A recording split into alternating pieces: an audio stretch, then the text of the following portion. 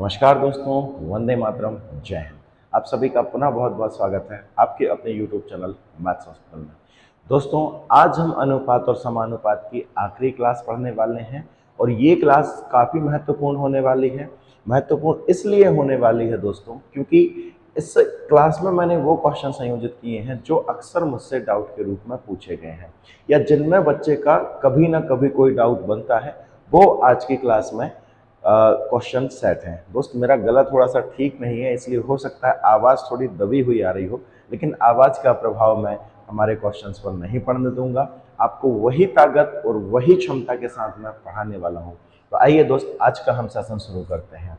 First question है दोस्त हमारे पास। अच्छा, मुझे ये बताइए, इस पर ज़रूर कमेंट कीजिए कि आज का आपको थोड़ा सा ये कलाकारी कैसी लगी, क्योंकि मैं धीरे धीरे सीखता जा रहा हूँ और चीज़ें अच्छी होती जा रही हैं। ठीक है, चलिए, आप क्वालिटी की भी बताना कि क्वालिटी कैसी है आज की वीडियो की, और ये कैसा लग रहा है आज का, ये भी मुझे बताइएगा।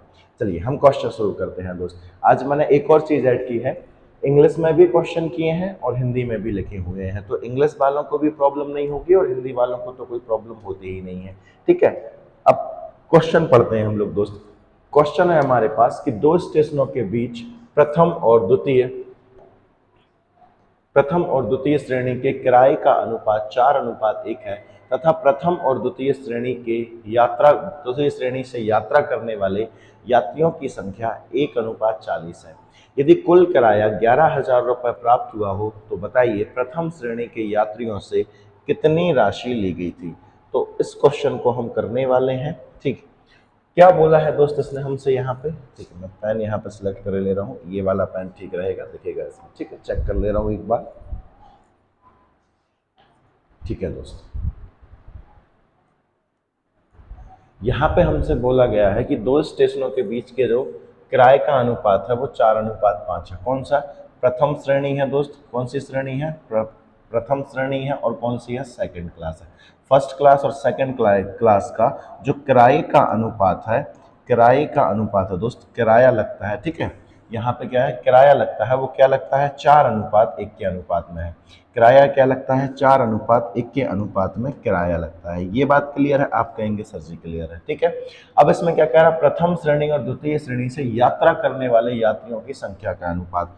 तो यात्रा करने वाले यात्रियों की संख्या किस अनुपात में दी है? तो आप कहेंगे सर ये लिखा हुआ हमारे पास 1:40। कितना लिखा हुआ है? 1:40। मुझे ये बताइए, थोड़ी देर के लिए एज्यूम कीजिए कि किराया फर्स्ट श्रेणी का 4 रुपये है और उसमें यात्रा करने वाले एक व्यक्ति हैं, तो टोटल किराया यहाँ से कितना आया होगा? तो आप कहेंगे सर 4 यूनिट आया होगा। कितना आया होगा? 4 यूनिट आया होगा। ये बात क्लियर है? आप कहेंगे सर क्लियर है। द्वितीय श्रेणी का किराया 1 रुपये है और उसमें संख्या 40 है, तो यहाँ पे किराया कितना आया होगा? तो आप कहेंगे सर 40 आया होगा। ये बात क्लियर है? आप कहेंगे सर जी क्लियर है। ठीक है, किराया और संख्या का गुणा करें यात्रियों का तो हमें टोटल किराया मिलेगा। जैसे मान लो अगर फर्स्ट श्रेणी का 50 रुपये किराया है और 3 व्यक्ति उसमें यात्रा कर रहे हैं, तो हम क्या करेंगे? किराए में हम 3 व्यक्तियों का गुणा कर देंगे तो कितना आएगा? हमारे पास 150 रुपये आएगा। सेम कंडीशन यहाँ पे है कि व्यक्ति कितने हैं, किराया कितना लग रहा है यहाँ पे? 4 रुपये, और व्यक्ति कितने हैं? 1 रुपये। यहाँ पे कितना हो जाएगा? 4 रुपये किराया हो जाएगा। यहाँ पे सेकंड क्लास में 1 रुपये किराया लग रहा है और व्यक्ति हैं दोस्त 40, तो ये कितना हो जाएगा? 40। तो ये फर्स्ट क्लास और सेकंड क्लास से प्राप्त किराए का रेशियो आ गया। इसको और काट सकते हैं तो ये हो जाएगा 4×4 और ये हो गया 4×40। तो मुझे ये बताइए, फर्स्ट क्लास से कितना किराया मिला है? तो आप कहेंगे सर 1 यूनिट। और सेकंड क्लास से कितना आया है? 10 यूनिट। दोनों को जोड़ दिया तो कितना आ गया हमारे पास? 11 यूनिट। कितना आ गया दोस्त हमारे पास? 11 यूनिट। और टोटल किराया कितना प्राप्त हो रहा था? तो आप कहेंगे सर 11,000 टोटल किराया प्राप्त हो रहा था। तो 1 यूनिट की वैल्यू कितनी आ जाएगी मेरे प्यारे भाई यहाँ पर? तो आप कहेंगे सर 1 यूनिट की वैल्यू आ जाएगी 1,000। और जब 1 यूनिट की वैल्यू 1,000 है तो इसने पूछा प्रथम श्रेणी के यात्रियों से कितनी राशि ली गई है। प्रथम श्रेणियों के यात्रियों से कितनी राशि ली गई है? तो आप कहेंगे सर 1 यूनिट ली गई है और 1 यूनिट की वैल्यू कितनी आ गई है? 1,000। उम्मीद करता हूं कि ये चीज आपको समझ में आई होगी। अगर देखना दोस्त, यहाँ पे हम एक स्टेप और बचा सकते थे। कैसे बचा सकते? मुझे ये बताइए, ये दोनों क्रॉस गुणा होके यहाँ पे आएंगे, ये दोनों गुणा होके यहाँ आएंगे। अंत में हमको काटना ही पड़ेगा तो हम यहीं पे काट सकते थे, क्रॉस काट सकते हैं। 4×4 और ये कितना हो जाएगा हमारे पास? 4×4। अगर यहाँ पे भी कट रहा होता तो हम ये भी काट सकते थे। ठीक है, यहाँ कहीं भी काट सकते, इससे ये काटेंगे, इससे ये काटेंगे, इससे ये, इस तरफ वाला कोई एक काटेंगे तो इस तरफ वाले एक काटेंगे। कुल मिला के बात ये है। तो एक हम कितना हो जाएगा? 1। और यहाँ पर एक एक का 10 में गुणा करोगे तो 10 ही आएगा। उम्मीद है कि ये बात आपको क्लियर हो गई होगी। चलिए अगला क्वेश्चन देख ले रहे हैं मेरे प्यारे भाई। नेक्स्ट क्वेश्चन है हमारे पास कि एक नियोक्ता मतलब एक व्यापारी है अपने कर्मचारियों की संख्या 9:8 के अनुपात में घटाता है। मतलब पहले अगर वो 9 आदमी रख रहा था तो अब कितने आदमी रखेगा दोस्त, वो 8 आदमी रख रहा है। ये बात क्लियर हो जानी चाहिए दोस्त। फिर आगे हमसे क्या बोल रहा है ये, अच्छा इस चीज का फायदा क्या होगा, देखना वो कर्मचारी कर्मचारी घटाएगा और सैलरी बढ़ाएगी, तो कम सैलरी में लोग कम रहेंगे, उनको ज्यादा सैलरी मिलेगी, तो उसका अच्छा काम होगा। ठीक है, 9:8 के अनुपात में घटाता है और उनका वेतन 14:15 के अनुपात में बढ़ा देता है। इसका मतलब ये है कि पहले वो 14 रुपए सैलरी दे रहा था, तो अब कितनी कर दी उसने, 15 कर दी, क्योंकि व्यक्ति घट गए हैं, के अनुपात में बढ़ाता है। यदि नियोक्ता पहले 18,900 रुपए अपने कर्मचारियों को देता था, मतलब पूरे के पूरे जो सैलरी बांटता था वो 18,900 रुपए बांटता था, तो अब वह अपने कर्मचारियों को कितने रुपए वेतन के रूप में बांटता है। नॉर्मली क्वेश्चन है दोस्त, पहले कर्मचारी कितने थे, तो आप कहेंगे सर पहले थे 9, अब कर्मचारी कितने हैं 8, ये पहले की बात हो गई है। ठीक है, और ये बाद की बात हो गई है। ये किसकी संख्या आ गई है, तो आप कहेंगे सर कर्मचारियों की संख्या आ गई है, ये कर्मचारियों की संख्या आ गई है। ठीक है, ये कर्मचारी थे। अब मुझे ये बताइए, एक व्यक्ति को सैलरी उनका वेतन किस अनुपात में बढ़ाता है, तो 14:15 के अनुपात में बढ़ाता है। ठीक है, वेतन एक व्यक्ति को वेतन कितना दे रहा था वो, तो एक व्यक्ति को पहले दे रहा था 14 और अब कितना देने लगा है 15, ये 15 हो गया। मुझे ये बताइए टोटल सैलरी वो कितनी बनाता होगा। ठीक है, ये प्रति व्यक्ति है, वेतन प्रति व्यक्ति। ठीक है, और यहाँ पे टोटल वेतन कुल सैलरी कितनी बांटेगा, तो आप कहेंगे सर इनका गुणा कर देंगे, क्योंकि अगर कर्मचारियों की संख्या 9 है और एक कर्मचारियों को 14 रुपए मिल रहा है, तो 14 का 9 में गुणा करेंगे तब भी आंसर आएगा। मैंने आपको क्या बताया था कि यहाँ गुणा करके जब ये आएगा, यहाँ पर गुणा करके ये आएगा, तो इनको यहीं पे भी काट सकते हैं हम। काटो जरा, कितना हो गया हमारे पास, 3 का 9, ये हो गया है 3 5 15, ये और कटेगा तो 2 7 14 हो जाएगा, और सॉरी 2 7 14 नहीं, 2 चौके हो गया हमारे पास 8, 2 7 14, 7 कितना होगा दोस्त 21, और यहाँ पे कितना हो जाएगा 5 चौके 20, 5 चौके 20। मतलब पहले अगर वो 21 यूनिट सैलरी बांटता था, तो अब कितनी बांट रहा है 20 यूनिट। देखिए उसने दिमाग से काम किया, उसने कम सैलरी में अच्छा काम करा रहा है। वो 21 यूनिट की वैल्यू किसके बराबर होगी, तो आप कहेंगे सर 18,900 के बराबर होगी। जब 21 यूनिट की वैल्यू 18,900 के बराबर है मेरे प्यारे भाई, तो एक यूनिट की वैल्यू कितनी होगी, तो आप कहेंगे सर 21 नम्मा होगा हमारे पास 189, तो ये हो जाएगा हमारे पास 900। एक यूनिट की वैल्यू कितनी हो जाएगी दोस्त 900। एक यूनिट की वैल्यू 900 है, तो अब कितनी यूनिट बांट रहा है 20 यूनिट, तो 20 यूनिट की वैल्यू कितनी होगी, तो 9 दूनी हो गया 18, और ये हमारे पास 3 जीरो लगा दिए हमने। तो अब सैलरी कितनी बांटेगा दोस्त, वह 18,000 रुपए सैलरी के रूप में बांटेगा वो। मुझे ये बताइए क्या क्वेश्चन ज्यादा कठिन था, तो आप कहेंगे नहीं सर क्वेश्चन ज्यादा कठिन नहीं था, आसान सा क्वेश्चन था और हमको बड़ी आसानी से ये चीज समझ में आ गई है। चलिए हम नेक्स्ट क्वेश्चन की तरफ रुख करते हैं दोस्त, अगले क्वेश्चन को डिस्कस कर ले रहे हैं। अगला क्वेश्चन है हमारे पास, सेम वैसा ही क्वेश्चन है कि एक नियोक्ता अपने कर्मचारियों की संख्या में 8:5 के अनुपात में कमी कर देता है और उनके वेतन को 7:9 के अनुपात में बढ़ा देता है।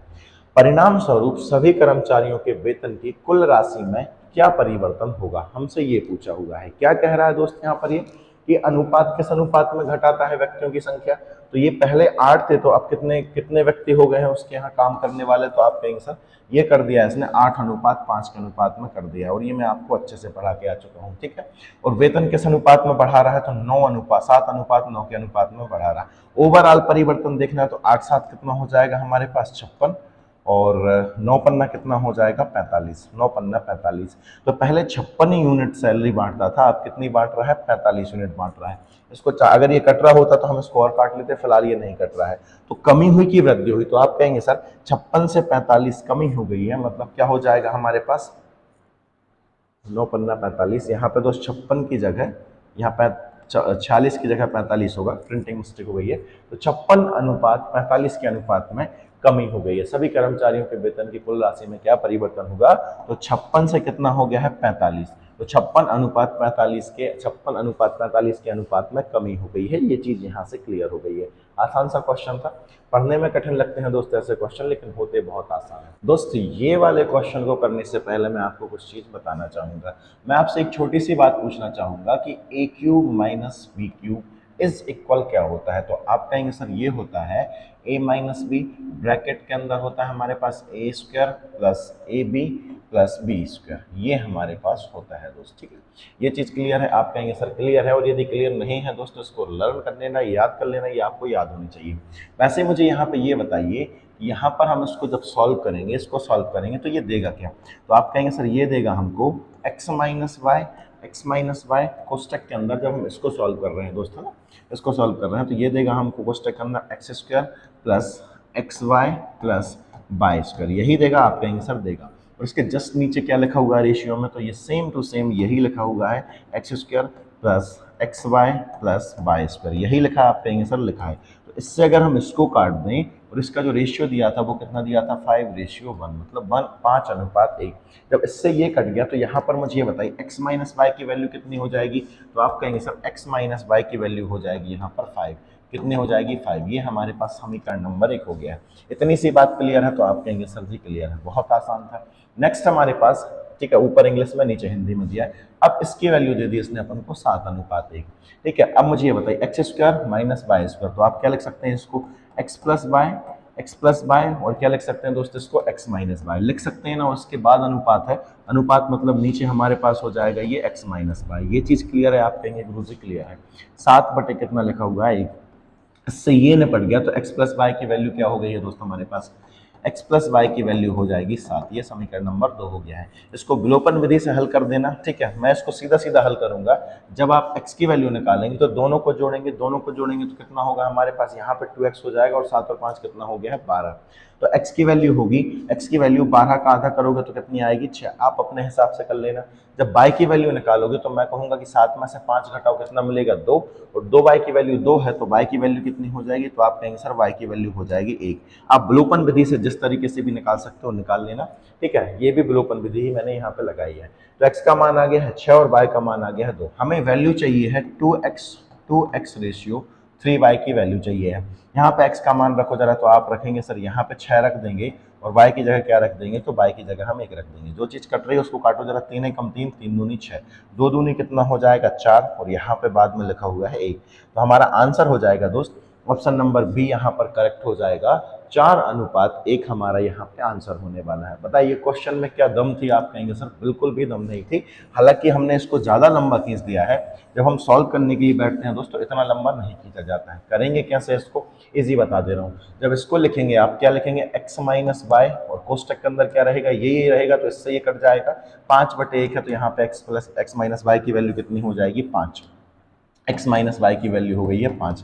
यहाँ पे मुझे ये बताइए x square minus y square को क्या लिख सकते हैं आप? x माइनस बी और x plus x minus y से x माइनस वाई कट जाएगा तो हमारे पास मिलेगा x plus y. X plus y की वैल्यू कितनी है? 7। जब दोनों समीकरण को जोड़ दोगे तो y से y कट जाएगा हमारा। 2x की वैल्यू कितनी हो जाएगी? इन दोनों को जोड़ोगे तो कितना रहेगा? 12। x की वैल्यू 2x की वैल्यू 12 है तो x की वैल्यू 6 होगी। जब समीकरण 2 में से समीकरण 1 घटाओगे तो 7 में से 5 जाएगा, कितना मिलेगा हमारे पास? 2 मिलेगा। x से x कट जाएंगे और ये y दोनों प्लस की हो जाएंगी, तो 2y की वैल्यू 2 है तो y की वैल्यू कितनी हो जाएगी? 1। और इसको यहाँ पे हम फटाक से रखेंगे, यहाँ पे रख देंगे हम 2 गुणा 6 अनुपात 3 गुणा 1। 3 कम 3, 3 दूनी 6, 2 दूनी 4 अनुपात कितना हो जाएगा? 1। ये बात क्लियर हो जानी चाहिए दोस्त। आसान सा क्वेश्चन था।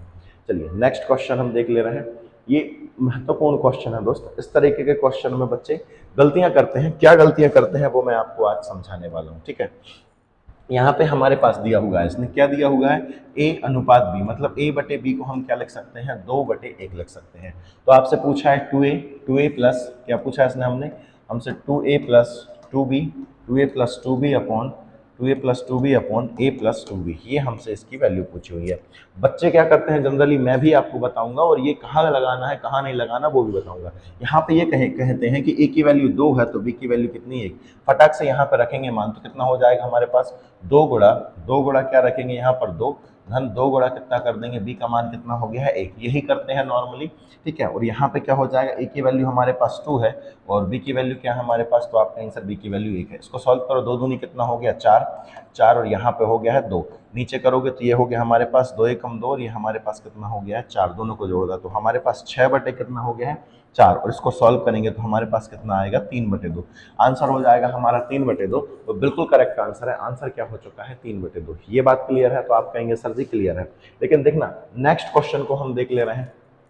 नेक्स्ट हमारे पास है अगला क्वेश्चन है कि a अनुपात b बराबर 3:2 है। a अनुपात b बराबर 3:2 है तो आपको ये बताना है यहाँ पर कि 3a² b plus b cube 3a³ plus 2ba² का मान कितना होगा। अगर आपके पास a और b के मान ये हैं तो a बटे b कितना लिखा है यहाँ पे 3 बटे 2 लिखा है। तो हमें मान किस किस का बताना है दोस्त, हमें मान बताना है 3a² b plus b³ upon 3a³ plus 2ba² का मान बताना है। तो क्या करेंगे हम a की वैल्यू फटाक से रखेंगे यहाँ पर, तो रखें जरा।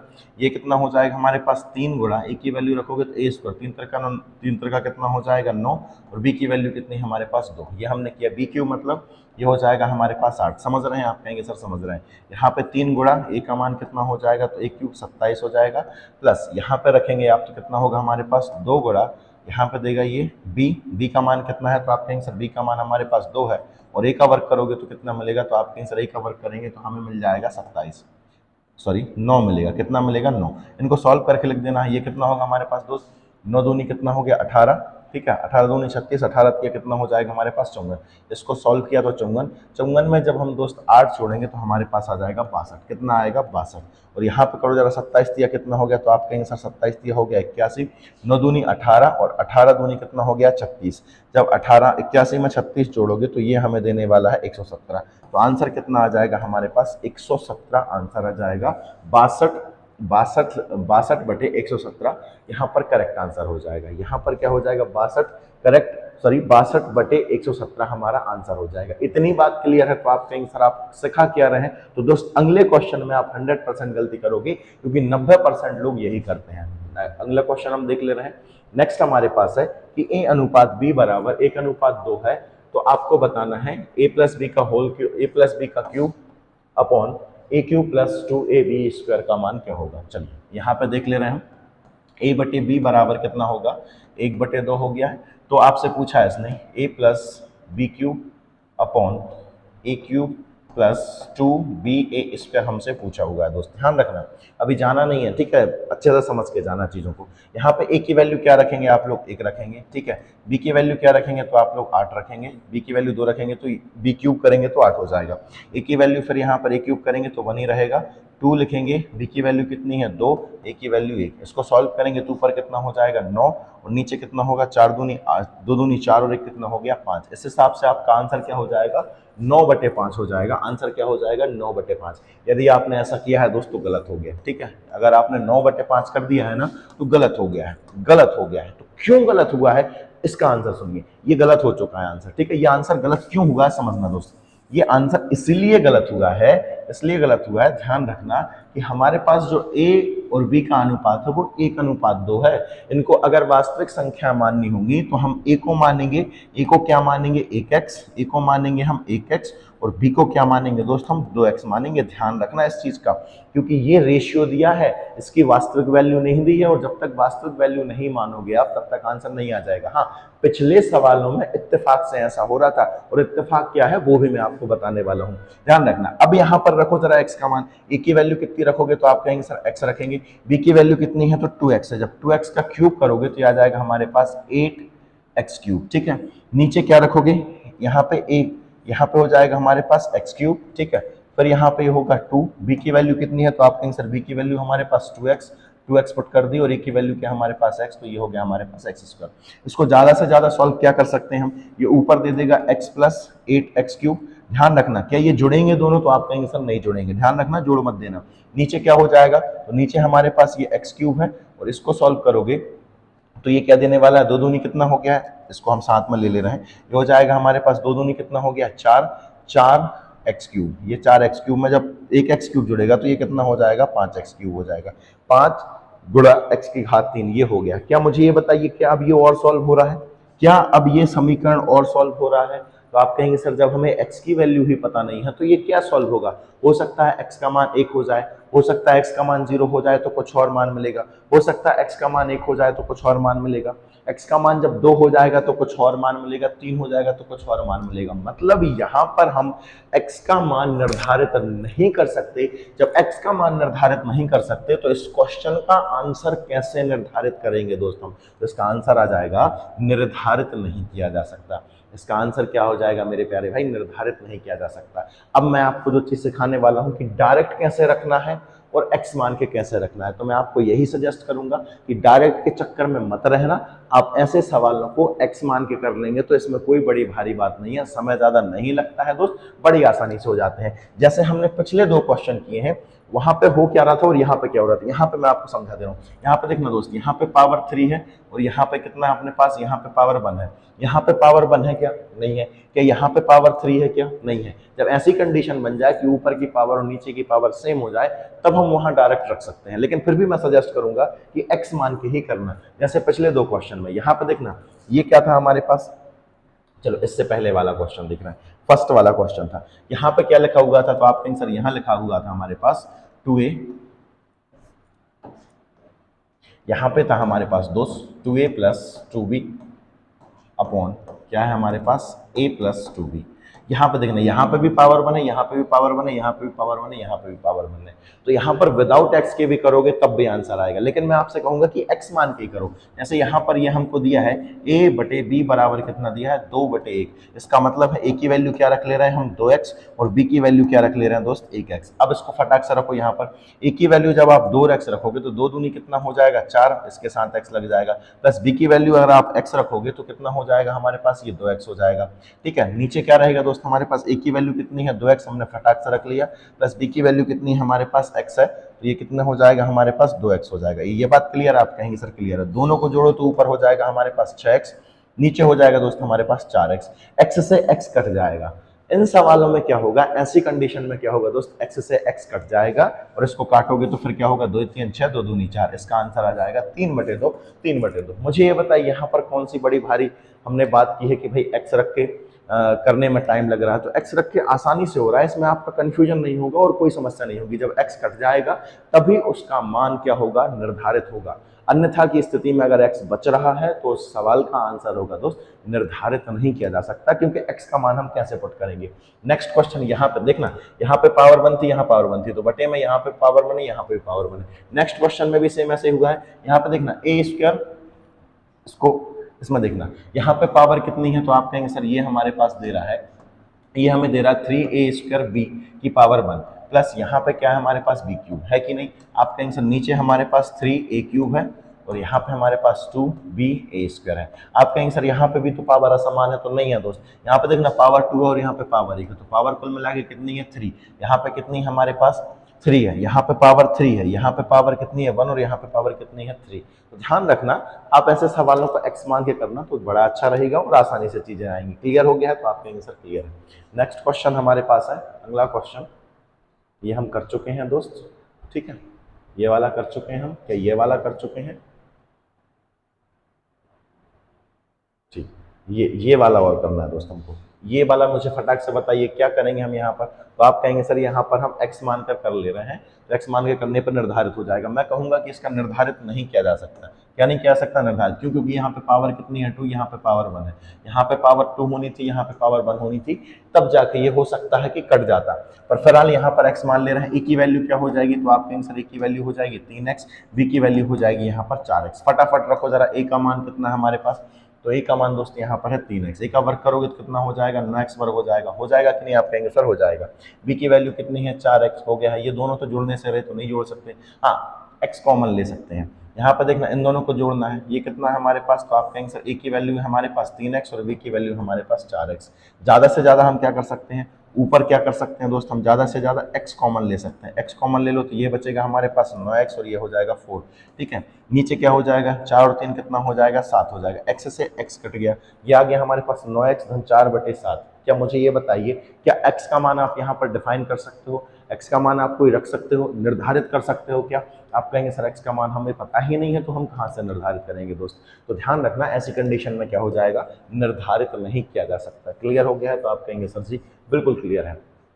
चलिए ये वाले क्वेश्चन को करने से पहले मैं आपको कुछ बेसिक सी चीजें सिखा के आऊंगा दोस्त, फिर उसके बाद हम इस क्वेश्चन को हाथ लगाएंगे तो ये आसान रहेगा। ठीक है, क्या है चीजें, चलिए आप देख ले रहे हैं यहाँ पर दोस्तों। जैसे कभी ऐसी कंडीशन मिल जाए आपको कि a बटे बी बराबर c बटे d बराबर e बटे f बराबर 1/2 और आपसे पूछ लिया जाए 3a plus 2c plus 5e upon 3b plus 2d plus 5f का मान क्या होगा। तो यहाँ पर ध्यान रखना, यहाँ पे आप ये मत कर देना कि a की वैल्यू, ध्यान रखना यहाँ पे क्या दिया कुल मिला के a अनुपात b बराबर कितना दिया हमको 1:2, ठीक है, और c अनुपात d बराबर भी कितना हो जाएगा हमारे पास, तो आप कहेंगे सर ये 1:2 हो जाएगा, ठीक है, और यहाँ पर ए अनुपात एफ बराबर कितना हो जाएगा, तो ये भी हमारे पास क्या हो जाएगा 1:2 हो जाएगा। तो अगर ऊपर वाली की आपको रियल वैल्यू माननी है तो ये हो जाएगा 1x और ये हो जाएगा 2x। ध्यान रखना इसको आप 1x और 2x नहीं मान सकते, सेकंड वाले को 1x 2x नहीं मान सकते दोस्त, ये इनके रेशियो दिए हैं, एक्चुअल वैल्यू नहीं दी है। हो सकता है यहाँ पर क्या हो जाए, इनको हम हमेशा क्या मानेंगे 1 और इसको क्या मानेंगे हम 2 सेकंड वाले को।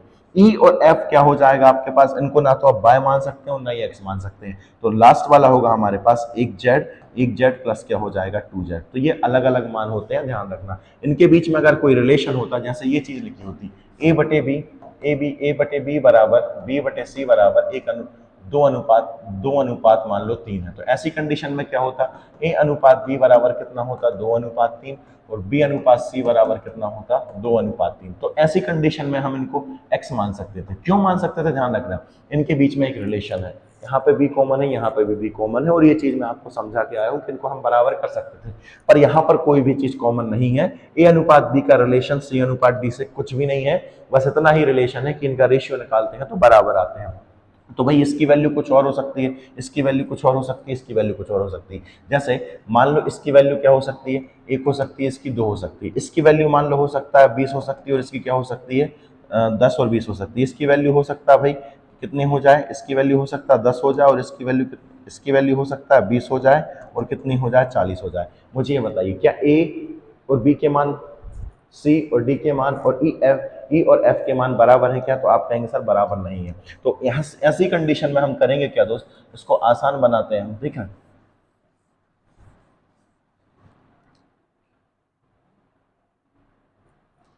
ऐसी परिस्थिति में हम पता है यहाँ पे क्या करेंगे दोस्त, ए की वैल्यू मान लेंगे हम कितनी 1x मान लेंगे, ए की वैल्यू क्या मान लेंगे 1x, v की वैल्यू क्या मानेंगे दोस्त हम यहाँ पर 2x, ध्यान रखना। c की वैल्यू क्या हो जाएगी, c की वैल्यू क्या होगी, तो आप कहेंगे सर c की वैल्यू हो जाएगी 1y, और d की वैल्यू क्या हो जाएगी, तो यहाँ पर हो जाएगी दोस्त 2y, ठीक है। आपसे कोई पूछे कि e की वैल्यू कितनी होगी, तो e की वैल्यू हो जाएगी यहाँ पर z, और f की वैल्यू क्या होगी दोस्त यहाँ पर, तो हो जाएगी 2z, यहाँ पर क्या हो जाएगी 2z हो जाएगी। कितनी होगी दोस्त 2z होगी। फटाफट हम यहाँ पर मान रखेंगे और हमारे आंसर पाएंगे। चलिए रखते हैं हम यहाँ पर दोस्त, एक की वैल्यू कितनी रखेंगे, तो आप कहेंगे सर x रखेंगे, तो ये कितना हो जाएगा हमारे पास 3x हो जाएगा, क्लियर है। c की वैल्यू कितनी है, तो आप कहेंगे सर c की वैल्यू हमारे पास y, तो ये क्या हो जाएगा हमारे पास 2y हो जाएगा, क्लियर है। आप कहेंगे सर क्लियर है। यहाँ पर e की वैल्यू कितनी है z, यहाँ पर 5e है, तो 5 कितना हो गया है z। नीचे आते हैं दोस्त हम थोड़े से, 3b, b की वैल्यू कितनी है हमारे पास यहाँ पर, तो आप कहेंगे सर b की वैल्यू हमारे पास, b की वैल्यू कितनी है 2x, b की वैल्यू 2x, तो 3 दूनी कितना हो जाएगा हमारे पास 6x हो जाएगा, क्लियर है। आप कहेंगे सर क्लियर है। नेक्स्ट हमारे पास यहाँ पर d की वैल्यू कितनी है, तो d की वैल्यू हमारे पास 2y है, तो यहाँ पर कितना होगा हमारे पास 4d हो जाएगा। आप कहेंगे सर क्लियर हो गया है।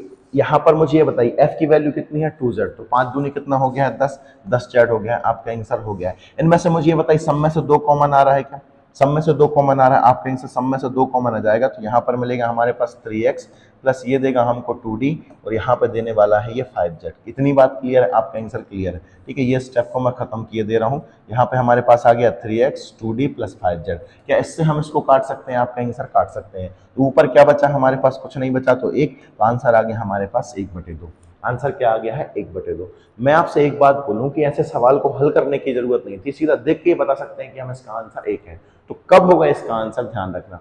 अगर ऐसी कंडीशन दिया हो, यदि आपको a/b बराबर c/d बराबर e/f कुछ भी दिया हो, 1/2 3/5 कुछ भी दिया हो, और यहाँ पे ध्यान रखना A C E और इनके गुणांक सेम हो, जैसे यहाँ पर 3A है तो यहाँ पर 3B है, यहाँ पर 2C है तो यहाँ पर क्या है 2 है, यहाँ पर गुणांक कितना है 5 तो यहाँ पर गुणांक कितना है 5। तो ऐसी कंडीशन में आंखें बंद करके हमें डायरेक्ट आंसर क्या लिख देना है, 1/2 ही लिख देना है। जैसे मैं आपसे यहाँ पर ये कहता, आपसे यहाँ पर ये कह देता, आपसे कहता यहाँ पर 2A plus 3C plus 9E बटे मैंने कर दिया यहाँ पर 2B plus 3D plus 9F, इसकी वैल्यू क्या होगी, इसकी वैल्यू क्या होगी? तो मुझे ये बताइए, ऊपर वालों के गुणांक और नीचे वालों के गुणांक समान है क्या यहाँ पर? तो आप कहेंगे सर समान है। और अगर A/B बराबर C/D बराबर E/F है और इसकी वैल्यू 1/2 है तो इसकी वैल्यू भी क्या रहेगी, 1/2 रहेगी, 1/2 रहेगी। लेकिन ध्यान रखना, अगर यहाँ पर 3 आ जाता, यहाँ पर क्या हो जाता, 3 हो जाता, यहाँ पर 3 हो जाता, तो इस क्वेश्चन का आंसर भी क्या होता, निर्धारित नहीं किया जा सकता, क्योंकि ये चीजें कटेगी नहीं। आइए मैं कुछ क्वेश्चन के माध्यम से आपको और समझाऊंगा। जैसे यहाँ पर इस क्वेश्चन में बताइए मुझे, यहाँ पे A/B बराबर C/D बराबर E/F बराबर 1/2 है, तो इस वाले क्वेश्चन का आंसर क्या आएगा? तो आप कहेंगे सर यहाँ पर A की वैल्यू कितनी हो जाएगी? तो आप कहेंगे सर A की वैल्यू हो जाएगी, यहाँ पर मैं आपको बता क्या चुका हूँ, A की वैल्यू कितनी हो जाएगी, 1x, क्लियर है ना। C की वैल्यू क्या होगी? तो आप कहेंगे सर 1y होगी, और E की वैल्यू क्या होगी? तो 1z होगी। इतनी बात क्लियर है? आप कहेंगे सर क्लियर है। यहाँ पर 2b है, मतलब यहाँ पे b की वैल्यू कितनी हो जाएगी? तो आप कहेंगे सर 2x हो जाएगी। यहाँ पर d की वैल्यू कितनी होगी? d की वैल्यू 2x है, तो 4 दूनी कितना हो जाएगा हमारे पास, सॉरी 2y है तो ये हो जाएगा 8y। और यहाँ पर f की वैल्यू कितनी है? तो 2z है, ये हो जाएगा 3 दूनी 6z। मुझे ये बताइए, क्या ये कट रहे हैं? क्या ये कट रहे हैं? आप कहेंगे सर नहीं कट रहे हैं। इसमें से चाहे तो कुछ कॉमन भी ले सकते हैं हम। 2 को अगर कॉमन निकालें तो अंदर क्या मिलेगा हमारे पास, x plus 4y plus 3z, ये हमारे पास अंदर बचा हुआ है। क्या अभी भी कट रहे हैं ये? तो आप कहेंगे सर ये नहीं कट रहे हैं। और जब नहीं कट रहे हैं तो आपको x, y और z का एग्जैक्ट मान पता नहीं है, तो इस क्वेश्चन का आंसर हो जाएगा कांट डिटरमाइन, निर्धारित नहीं किया जा सकता। बताइए मुझे, ये बात क्लियर है? और यहाँ पे हमको इसको सॉल्व करने की जरूरत नहीं थी, डायरेक्ट हम यहाँ पर चेक करते कि इनके गुणांक समान है क्या। यहाँ पे देखिए, इसका गुणांक 1 है, इसका गुणांक 1 है, इसका गुणांक 1 है। क्या यहाँ पे गुणांक 1 है? नहीं है। नहीं है तो फटाक से हम क्या करेंगे, कांट डिटरमाइन, निर्धारित नहीं किया जा सकता। जल्दी से बताइए मुझे, ये चीज क्लियर हुई कि आप कहेंगे सर हो गई है। चलिए सेम यही क्वेश्चन है, A/B बराबर C/D बराबर E/F बराबर 3/5 है, तो 3A plus 7C plus 9E बटे 3B plus 7D plus 9F, इसकी वैल्यू क्या होगी? तो आप कहेंगे सर इसकी वैल्यू हो जाएगी 3/5, इसकी वैल्यू क्या हो जाएगी, 3/5 हो जाएगी। जल्दी से बताइए मुझे, ये चीज क्लियर है कि नहीं? आप कहेंगे सर क्लियर है। क्यों क्लियर है? क्योंकि यहाँ पे इसके गुणांक समान दिए हैं, तो ऐसी कंडीशन में ये समान होगी, मतलब सेम वही वैल्यू होगी। यहाँ पर मुझे ये बताइए, यहाँ पे 5 है, यहाँ पे 2 है, क्या ये इसके गुणांक, यहाँ पे A का गुणांक 5 है और यहाँ पे B का गुणांक 2 है, क्या ये दोनों सेम है क्या? तो आप कहेंगे सर नहीं सेम है। बाकी के अगर सेम भी हो जाए तो भी इसका आंसर क्या होगा, कांट डिटरमाइन, ठीक है, कैन नॉट डिफाइन, ठीक है, निर्धारित नहीं किया जा सकता, क्योंकि यहाँ पे ऊपर वाले के गुणांक और नीचे वाले के गुणांक सेम नहीं है। इस वाले क्वेश्चन में देखिए, यहाँ पर 2a² plus 3c² plus 5e², यहाँ पर 2b plus 3c plus 5f आ रहा है। अब यहाँ पर स्क्वायर लगा हुआ है, यहाँ पे पावर सेम, यहाँ पे पावर 2 है और यहाँ पे पावर 1 है, तो ऐसी कंडीशन में भी क्या होगा दोस्त, कांट डिटरमाइन। ध्यान रखना क्या आएगा, कैन नॉट डिफाइन, क्योंकि ऊपर सारे के सारे स्क्वायर में रहेंगे और नीचे सारे के सारे किस में रहेंगे, सिंगल पावर में रहेंगे। तो यहाँ पर भी हम क्या कर सकते हैं, एक्स, वाई और जेड की वैल्यू फाइंड नहीं कर सकते, और उस स्थिति में क्या आ जाएगा हमारे पास, कैन नॉट डिटरमाइन, ठीक है, कांट डिटरमाइन, निर्धारित नहीं किया जा सकता। अब यहाँ पर इस क्वेश्चन में क्या होगा मुझे ये बताइए।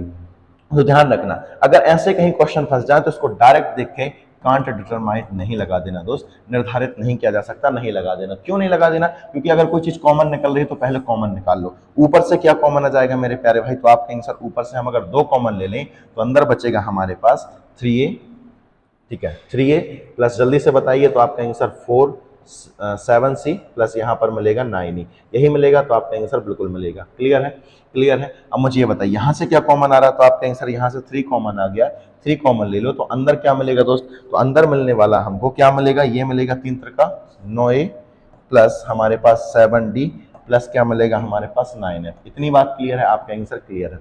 ये हमारे पास पहले से क्या लिखा हुआ है, 2/3, पहले से हमारे पास ये 2/3 लिखा हुआ है, और इसकी वैल्यू मैं आपसे पूछूं तो क्या आएगी, इसकी वैल्यू क्या आएगी, तो आप कहेंगे सर इसकी वैल्यू आएगी हमारे पास 3/5, मतलब इसमें हम 3/5 का गुणा और कर देंगे, 3 से 3 कट जाएगा तो हमारे पास आंसर क्या हो जाएगा 2/5। क्यों? क्योंकि ये तो हमारे पास 2/3 हो गई और इसकी वैल्यू क्या रहती है, तो आप कहेंगे सर इसकी वैल्यू सेम यही रहती है, और जब सेम वही रहती है तो 2/3 में हम 3/5 का गुणा करेंगे तो आंसर आ जाएगा दोस्त हमारे पास 2/5 आंसर हमारा आ जाएगा। उम्मीद करता हूं कि अब ये चीज आपको क्लियर हो गई होगी। चलिए आइए अब हमारे क्वेश्चंस की ओर हम रुख करते हैं कि हमारे आखिर वो क्वेश्चन क्या थे जिनको मैं आपको समझाने वाला था। अब आप ऐसे क्वेश्चन को फटाफट बनाने वाले हैं। जैसे फर्स्ट क्वेश्चन ही है दोस्त हमारे पास लिखा हुआ है, क्या लिखा हुआ है, यहां पे लिख दे रहा हूं मैं, a/b बराबर लिखा है तो c/d बराबर लिखा है e/f, और इसकी वैल्यू हमारे पास है 1/2। हमसे पूछा हुआ है दोस्त इसने 2a plus 3c plus 5e upon 2b plus 3d plus 5f। मुझे ये बताइए इस क्वेश्चन का आंसर करने में आपको कितना सेकंड लगेगा। तो आप कहेंगे सर पहले तो यहाँ पर ए सी ई देख लिया, यहाँ पे ए सी ई देख लिया, यहाँ पे बी डी एफ देख लिया, बी डी एफ देख लिया। अब यहाँ पे एक और चीज देखो, यहाँ पे गुणांक 2 है, यहाँ 2 है, यहाँ 3 है, यहाँ 5 है, यहाँ 5 है। बन गया काम, सीधा सीधा आंसर क्या रहेगा 1/2। सॉल्व भी नहीं करना, आंसर क्या हो जाएगा 1/2। मैं आपको जो 5 मिनट की 5-6 मिनट और 10 मिनट की रामायण पढ़ा कर आया हूँ उसका सार यही है कि यहाँ पे हमको मेहनत ही नहीं करनी, फटाक से हमारे आंसर आने वाले हैं दोस्त। उम्मीद है कि आपको ये चीज समझ में आ गई होगी। चलिए अगले क्वेश्चन को डिस्कस कर ले रहे हैं दोस्त। नेक्स्ट है हमारे पास यहाँ पर फिर वही लिखा है a/b बराबर c/d बराबर e/f बराबर है 3/2। तो 3/2 हमारे पास यहाँ पर है, और यहाँ पर लिखा है 2a plus 3c plus 5b।